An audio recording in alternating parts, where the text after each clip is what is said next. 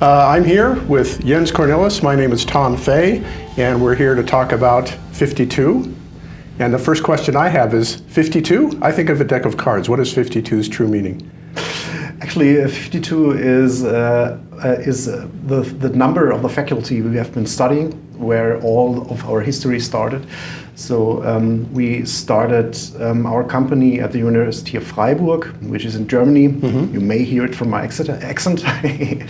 And the technical faculty is located in an old building of the French Army, and actually the number of the building is the 52. So lacking some more imagination, we just chose this number to be the company's name. It works.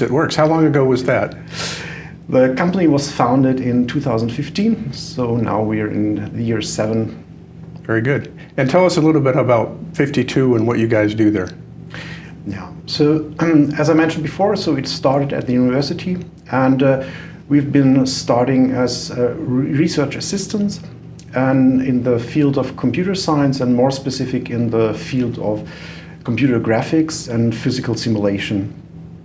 And during our research, we have been focusing on computational fluid dynamics and on particle-based simulation methods. And after a couple of years doing research in that field, we ended up with having a very promising numerical method for solving specific problems. But at that point in time, we did not yet know our future customer and the problem we're going to solve with that method. And so ultimately, after many years of then researching different markets, we founded our company, and we are nowadays focusing on the automotive market and solving the CFD challenges for the automotive market. Very good. And how is that different from the way it's traditionally been done with CFD software?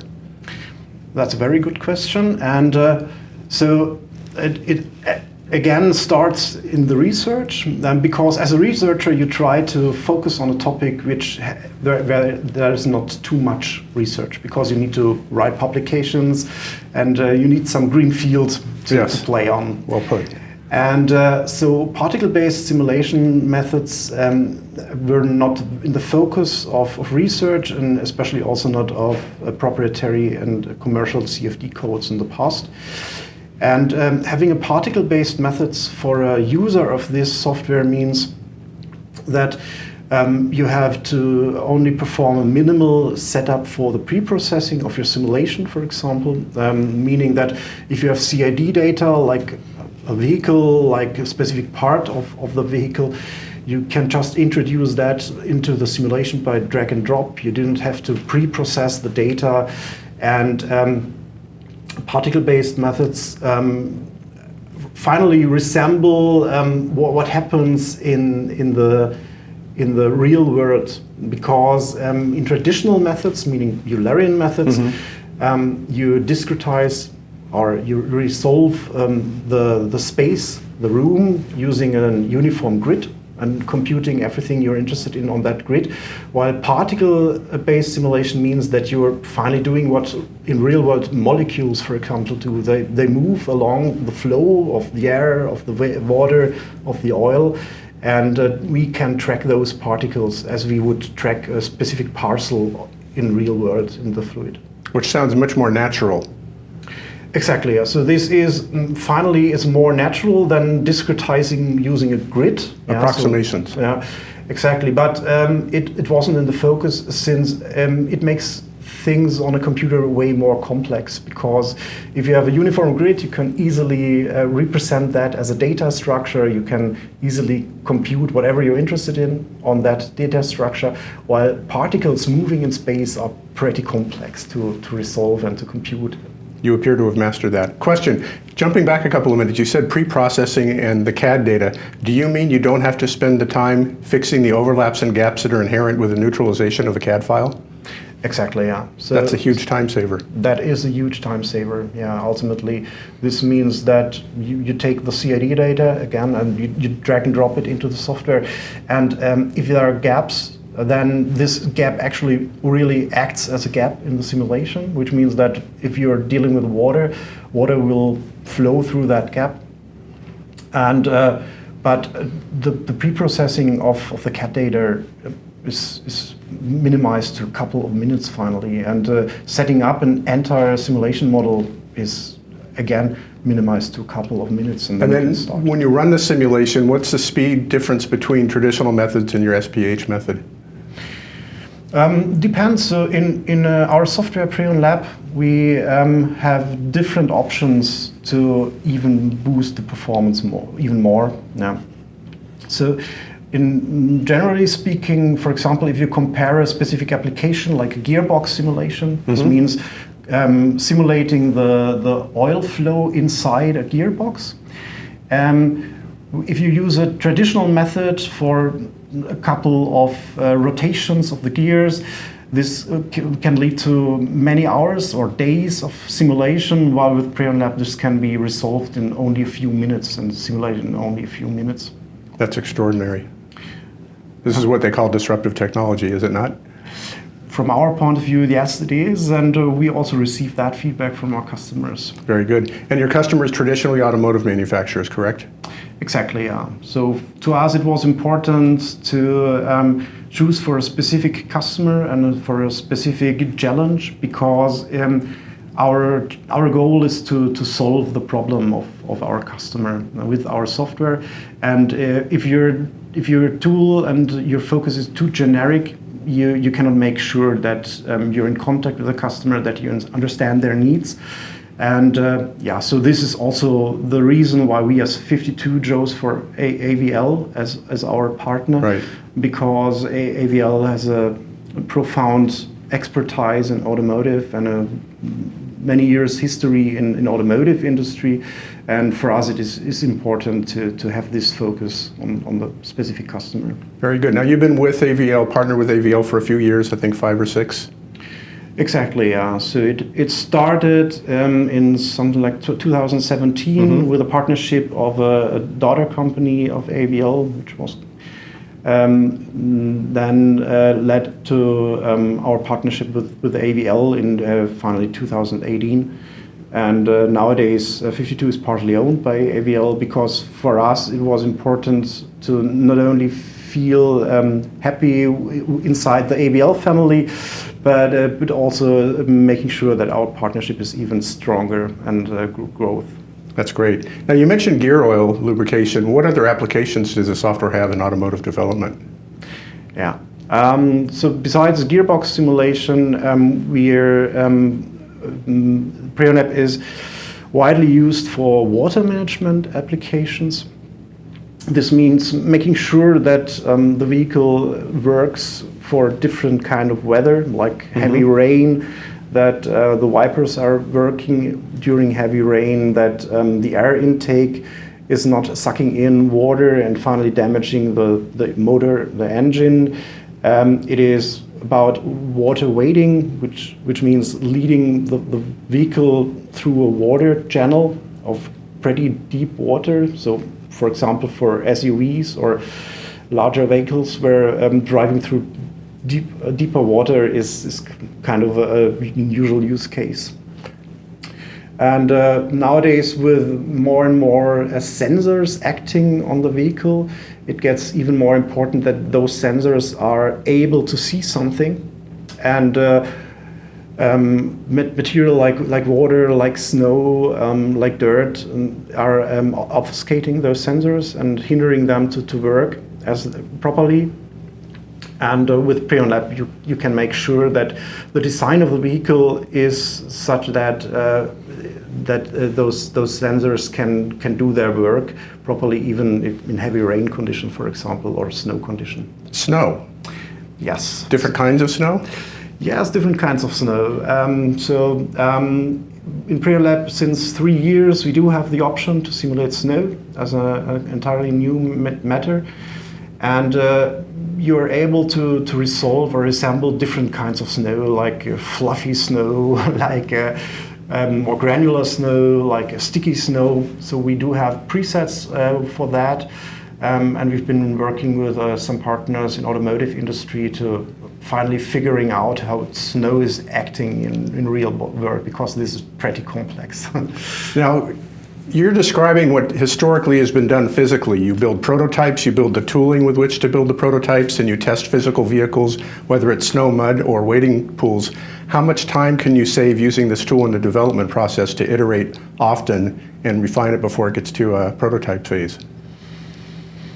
Our development is very agile, so we try to keep the development cycles quite short, and our general goal is to have we call it minimal viable product as soon as possible, because from our point of view it is important to get in touch with the real customer, with the final product owner as soon as possible, because if you're developing something on your own and you're spending your time somewhere in the lab too long, and after a couple of years you finally release it and you will find out that you developed something that the customer is not even asking for. So then this is the worst case. So for us it is important that we're agile.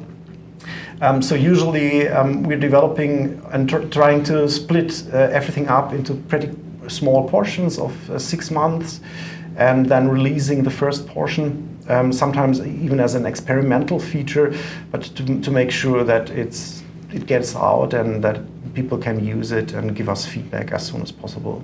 Very good, very good. Now, how does your product work with other AST software portfolio components?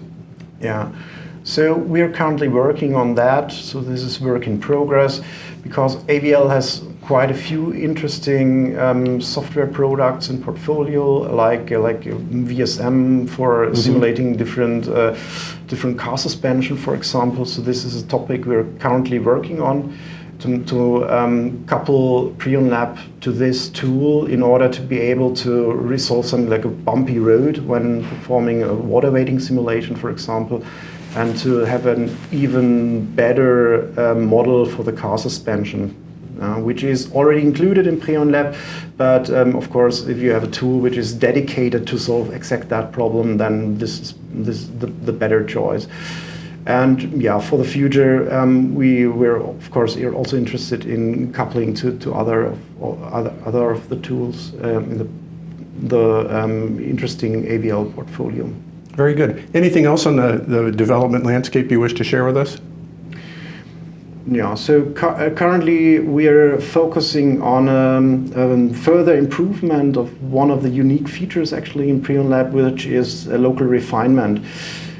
So for particle-based methods, it's not that easy to have different sizes of particles. But if you have a specific region where you're specifically interested in what's happening over there, then you may want to resolve it in a higher accuracy. You can imagine that like a picture in different resolutions, and you want to have a higher resolution in a specific area in order to have more information in that space, and a lower resolution in others. And this can already be done with PreonLab.